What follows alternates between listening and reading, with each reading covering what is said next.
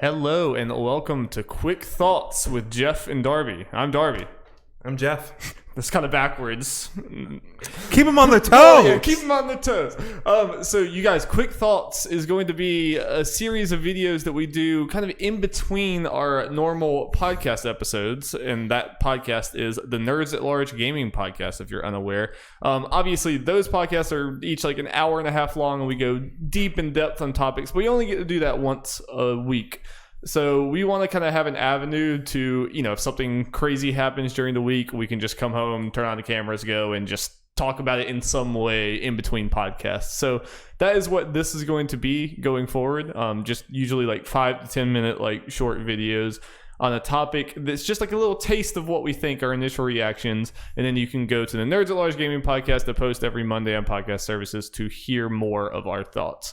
So, Jeff, what are we talking about right here today? We're talking about the potential of Xbox making online play on the Xbox free to play.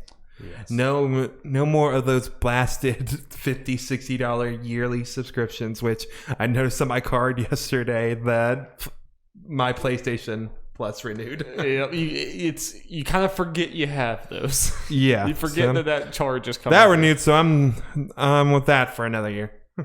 With that, dang. But yeah, no. So I mean, this is very, very big, very, very big for the industry, and something that honestly needs to happen. Because like I was talking to Jeff yesterday, I just played Grounded on Xbox Game Pass on PC with some friends, and they were all on Xbox and I was on PC, and we were talking about it. It's like, it really makes no sense that I'm able to jump in there on PC and pay no extra money and play online, and them, just because they happen to be on Xbox, they have to pay $60 a year to do it. It really just doesn't.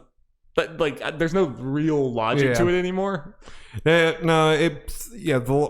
logic is that it makes money. It's just like a grandfathered in thing. It's something that they've gotten you to pay for many years, so they just kind of kept that going, because why would they stop? Well, and I think part of the reason this might be going right, and part of the reason is there are a bunch of rumors going on. Xbox seems to be taking off the subscriptions, the year, 3 month, whatever, from their Microsoft store. And Jeff Grubb, who we've been talking about a lot on the podcast, knows his shit. Yeah, has kind of said, based on what he's hearing, he thinks that it will be going away. And they announced Halo multiplayer is going to be free to play. So that's big. And I think a part of the reason it's smart at this point is because most of the games, a lot of the big popular multiplayer games nowadays are free to play games, which I always get mixed up. PlayStation or Xbox, one of them has a thing where free to play games you don't need the thing for. I think it's PlayStation. I know at least PlayStation has that. Yeah, Xbox, I think you still need it. Oh wow. Yeah, maybe aside some exceptions. So it's not really free to play. Yeah. And free to play games kind of expose this for how stupid it is to begin with. It's like this weird thing where it's like, oh, the game that I paid no money for, I don't have to pay any money for online. But the game that I bought for like $60, I have to pay an additional $60 to be able to play online. It's like, wait, what? Like, what? Yeah.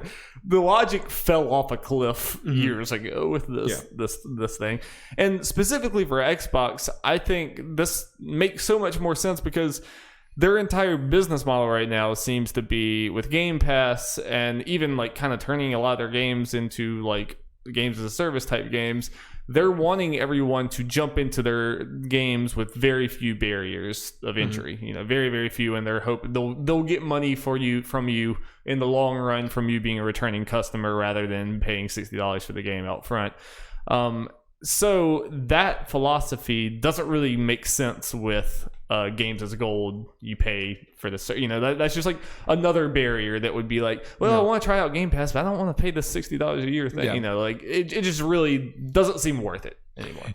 For Xbox in particular, especially now, just with everything involved between, like we were saying, the free to play games, like you were saying with the Game Pass games, like, oh god, all these games on Game Pass. Oh no, a lot of Xbox's new games you would need the subscription thing for now. Right. It's just another two thing. subscriptions just to play them. Yeah, it's another thing that might be like, but I don't really care about the game. I just wanted to try it out. Yeah, and I'm curious from a business standpoint. I think it potentially happening makes the whole xCloud thing make more sense in a way. Just because Games World Gold was wrapped into Game Pass Ultimate, so I technically have it, even if I don't really use it.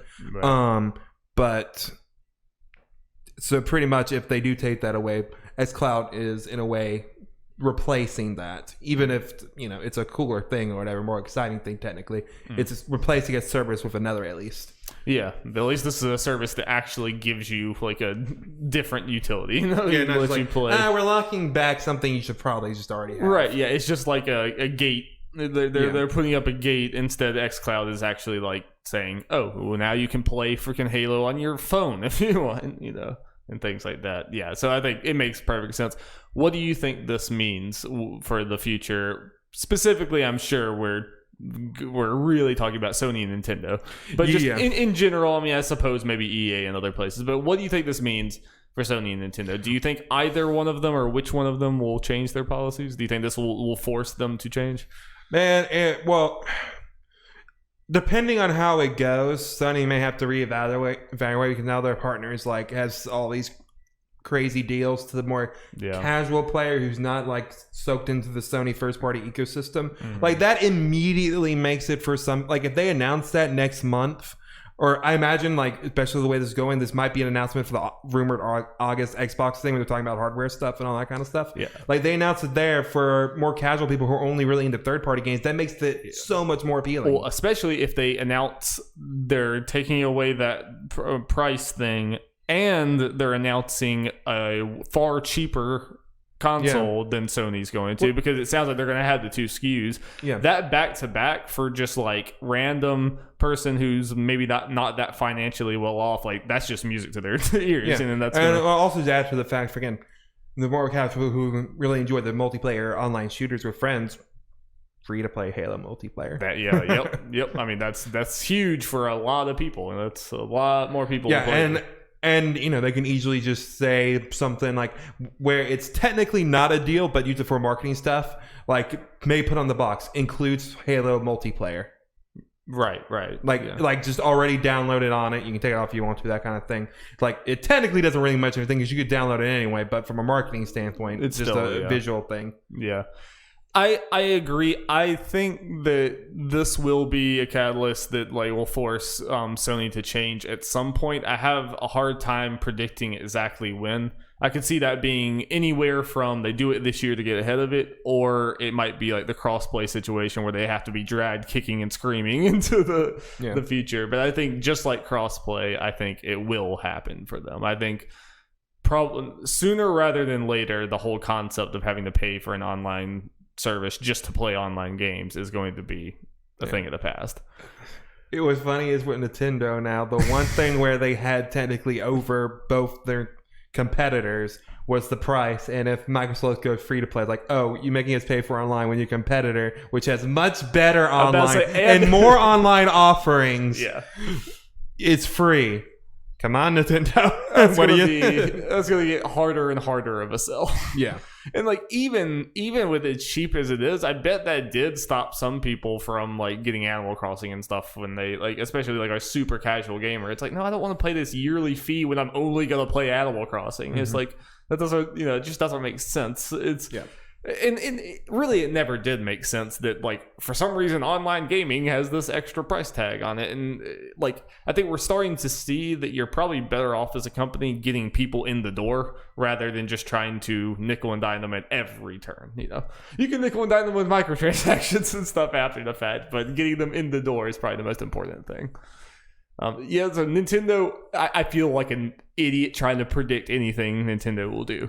I feel like that's just that has to come down to, but like, fuck, I don't know. I just have to throw my hands up with Nintendo. So what are they going to do? They are going to shut down the service. So that means they'll also shut down the SNES and NES online stuff.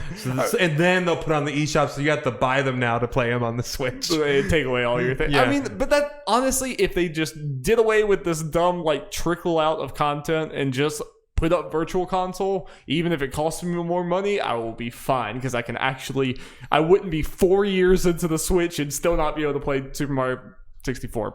But that's another conversation.